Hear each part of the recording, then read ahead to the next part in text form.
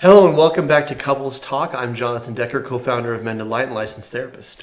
I'm Alicia Decker, CEO of Mended. And joining us today is Lark Dean Galley, who is an entrepreneur and author of this book, Learning to Breathe Again, Choosing to Heal After Losing a Loved One to Suicide. Thank you for joining us and for this thrilling conclusion of our conversation. We've covered mental health and mental illness. We've covered suicide. And today we're going to be talking about grief, which is something that is very, I wouldn't say near and dear, but just near to both of our hearts. We talked before about the loss of your father to suicide, the loss of your son Christian, and how you've at least twice in your life gone into this very, very dark hole that you didn't know that you were ever going to come out of. Can we talk about your process? Sure. The painful process. Sure. First of all, what's it like being there, and how do you start to claw your way out? When I was in it the first time with my father's death, I didn't really realize that I was in it. But looking back, now I realize that I don't know how my kids made it through day to day. I don't know how they got fed. I don't remember functioning. I took over my father's company, and so I would go to meetings and I would take notes. 2 days later, I'd come home, I'd open up and I'd look at the notes, and I would say, that's my handwriting. But I don't remember being in the meeting, and I don't remember what I'm supposed to do with these notes. Yeah. And I'm college educated, right? I've done a lot of some spectacular things. And to feel like I was completely incapable of managing day-to-day functions, it was devastating. Well, and you were dissociating to an extent, detaching from reality. It's a way we cope with how overwhelming it all is. Yes. So let's talk about from there. Walk us through from there to here, because you're still grieving, but you're living. Right. So when Christian died by suicide, I started to go into that hole, and I recognized it because I had been in it from my father's death. And I quickly, through other people reaching out to me and realizing that I needed to help kids specifically who were struggling, that I needed to speak up. And so I started talking about it, and the more I talked about it, the more I realized that my life had a bigger purpose than just this moment in time. And that's really what helped me go forward. I decided I needed to write a book, which is what I wrote this book, which was published in November of 2020. And I felt such an urgency to get it out. And in retrospect, I can see why, because with COVID, people have become more isolated, which is one of the problems, which leads to suicide or to isolating from other people who can help them. And people are hurting and they need help. And so I felt just that urgency. But what was interesting is after I wrote my book, and here I am talking about suicide prevention, helping and finding ways to support each other, I went into a dark hole. And I basically had to take a step back from being in the public eye so much for about 6 months, because I just was so empty, and I felt that all of the strength and the emotional resiliency I'd built up, that it was gone. You put it into the book and into the interviews and into... Yes. It's interesting to me because one would think you do something like this to exercise your demons, right? You do something like this, so okay, I have a purpose. I'm taking all my pain and I'm giving it purpose. And you would look at that and think, well, that's part of a healing journey, and that writing the book and getting the story out there and helping people, that you'd be in a better place, and the opposite was true. Exactly. And Richard Paul Evans was the one who wrote the foreword, and he was phenomenal. He's 41 times best-selling author, and he was so kind.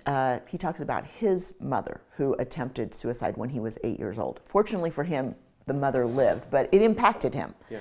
And so we met after my book was published, and I told him where I was, the dark place I was in, which is important. If you are hurting, you need to be honest about that and not try to gloss it over.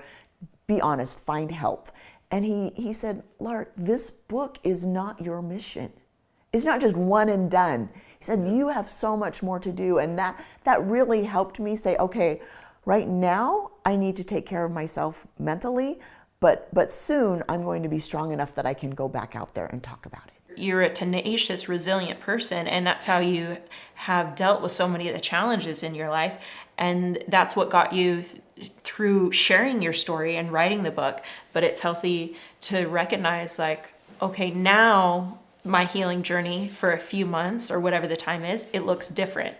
It looks more like inward self-care instead of outward sharing my message. Yes. I think about my process. I mean, I lost my mother when I was in my mid-20s.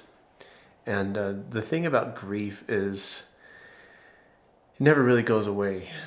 You know, you learn to live with it. You learn to, learning to breathe again. I love that title because it's not about I'm healed. Like healing isn't about I'm healed. It's more It's about... not about a destination. Yeah, and it's about management, right? It's about pain management. It's about still being able to tap into a sense of hope, being able to tap into a sense of purpose and wanting to live. But it doesn't bother me though. When I hurt over my mom, it means she mattered. Right. Absolutely. I've heard that grief is the price we pay for loving someone. And sometimes it's a hard and heavy price, but you wouldn't want to give up loving that person. Well, the only way to live without pain is to live without love. And it's not much of a trade-off because then life is just meh. Yeah. Last night, my sister sent me a video from 1995 of my parents slow dancing in the kitchen. And my dad grabbing my mom's butt, which he would always do. And she'd always move his hand back up her back. And the kids would always go, guys! And, the last years of her life, she didn't have great health. And she was often bedridden and she couldn't get up and dance.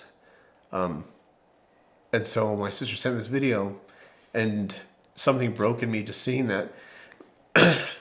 But it was grief, but in this case it was more sweet than bitter. Like some of the, and I find with time more of that, it's more sweet than bitter, at least for me personally. The gratitude for knowing the person, the gratitude for their life, the gratitude for that connection. But sometimes it's just hard. I agree. And the one thing people often think is, oh, I can't talk about the person that's passed away because I don't want to hurt someone else's feelings. Yeah. But I actually enjoy talking about my son and talking to people who knew him or the quirky things that he did. I mean, sometimes, he wanted to wring his neck. He made a homemade flamethrower that I caught him, hooking up to the propane tank in the garage as I drove home. Well, you've got a son headed that way. Yes, and you're like, or the homemade bombs that would explode at night at 10 p.m. outside in the backyard and shake the windows. And I thought, how are we going to survive this boy? But when I talk to other people who know him, and those memories bring me joy. And you're right. Now it's been just over 2.5 years, and the grief is not as heavy. There's still grief, but it's not as raw. Yeah, and that's my experience. Is a lot of people, they don't want to talk about it because they don't know how. They feel like this loss is so enormous, and saying I'm sorry for your loss feels so empty and hollow and trite compared to the enormity of the loss that they end up saying nothing.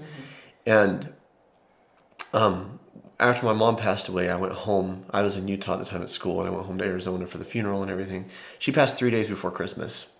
And so people say to me, did that ruin Christmas for you? And I'm like, no, I still love Christmas. I mean, it ruined it that year. Like, yes. Christmas was no good. Like, right. But there's an overwhelming amount of love and support at home. But then when I came back to school, people didn't know how to approach me. So suddenly I went from being somebody with friends and connections to somebody that people felt awkward around. And I was lonely when I needed it the most. Exactly. And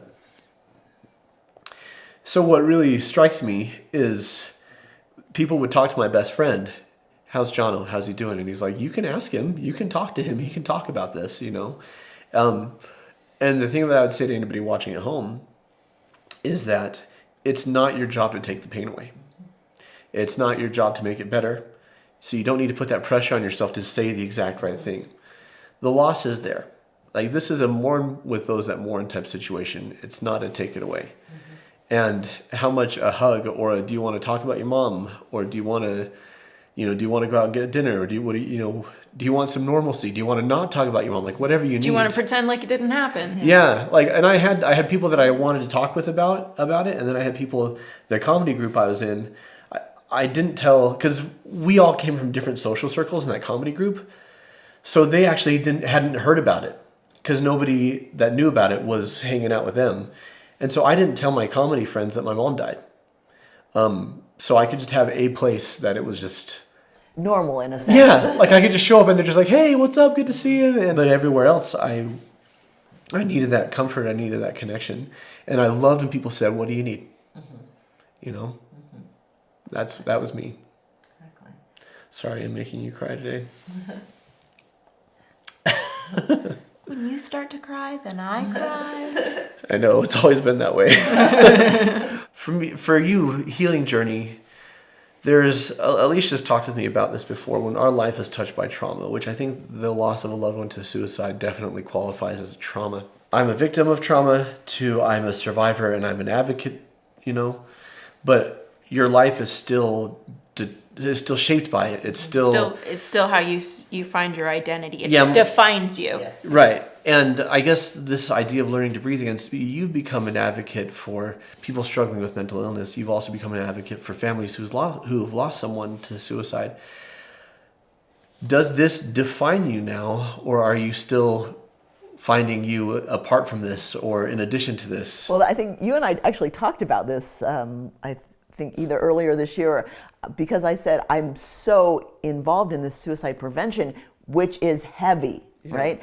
And it's a heavy thing that I carry, but I don't want to be defined by that. And I had found myself posting on social media a lot about suicide prevention. And you had suggested, well, you know, you don't always have to talk about or be associated with suicide prevention. I'm like, oh, you mean I actually have a permission to like express other areas of my life? Because in the beginning, when you lose a loved one, I give such good advice. you do.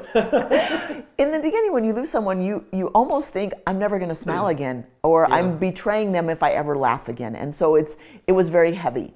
And then I started doing that. I started posting things about, you know, grandkids, or doing something in my business that brought me joy, different things. So while it is very focused on mental health, suicide prevention, I try not to be one-dimensional.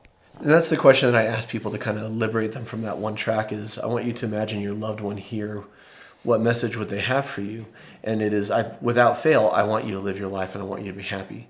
That the departed, no one ever imagines the departed showing up and saying, carry this millstone around your neck for the rest of your life. You know, we don't dishonor them by finding happiness again. They want us to do that. And sometimes we think we're betraying them, but we're actually going against what would be their wishes. Lark, you've shared so much about the challenges you face, your grief. What would you say has been keys? However many keys, what would you say has been the keys to your healing? And recognizing that you still are, right? Like, healing's a journey, not a destination. I would say the first thing is that I was very forceful in confronting reality. So especially when a suicide, you know, you often want to fantasize, well, what if he hadn't killed himself? Then what? And as soon as I caught myself saying that, in the early days, I would say, no, Lark, but he did kill himself. This is the reality. And then, or what if he's going to be walking in the door tonight and I'll see him again and I'll get to hug him? Fantasize about that. And I would be very strict. No, that is not reality. That is not the planet that I live on right now. That is not going to happen. And so it was almost like I was intentionally confronting, this is what reality is, so that then later I could heal. Because so many people don't confront reality and they live in this fantasy world that is not going to serve them. Because at some point they are going to have to face what it is. Yeah, living in the what ifs. Yes. And that was harsh, but I did it. The other thing that I realized is that in our family, we could not blame anyone. Blame was going to tear us apart. If I blamed myself or my son or my husband or another family member, I couldn't blame, they couldn't blame me or anyone else. It was going to tear us apart. So we had to let blame go. And then the third thing is allowing each of my family members to be wherever they were in their grief. And because of my father's suicide, I think I processed Christian suicide a bit faster than I might than I would say is normal, but I felt like I had this calling or mission to help other people with suicide prevention. So I felt that there was this higher reason to be here, where my husband even now can barely talk about my son's suicide. He doesn't want to talk about it, and where I do want to talk about it. So I have to allow him his space and his healing. Yeah. I have to allow my daughters in their healing. One daughter will talk about it, the other daughter won't talk about it. And maybe that will change and maybe that won't, but Yes. it's where they're at. Exactly. And they know that you love them and support them. And that's what's most important. Yes. Lark, we want to thank you so much for joining us today. Those of you watching at home, the book is Learning to Breathe Again, How to Heal After the Loss of a Loved One to Suicide. I think I may have messed up the... That's close enough, yeah. It's a fantastic book, fantastic mission. Thank you so much. And for those of you watching at home, if you've been touched by suicide or loss or trauma, we have a free resource there in the comments for you that we invite you to check out because we're here to help. That's the whole purpose of Mended Light. To that end, I want to direct you to this other video, Trauma and Sexual Abuse. That can be very healing as we interview somebody else in our couples talk. And if you haven't watched the previous 2 episodes of Lark, well, you know what you're doing for the next 30 or 40 minutes, right? That's what you're doing. So until next time, please keep shining. We need your light.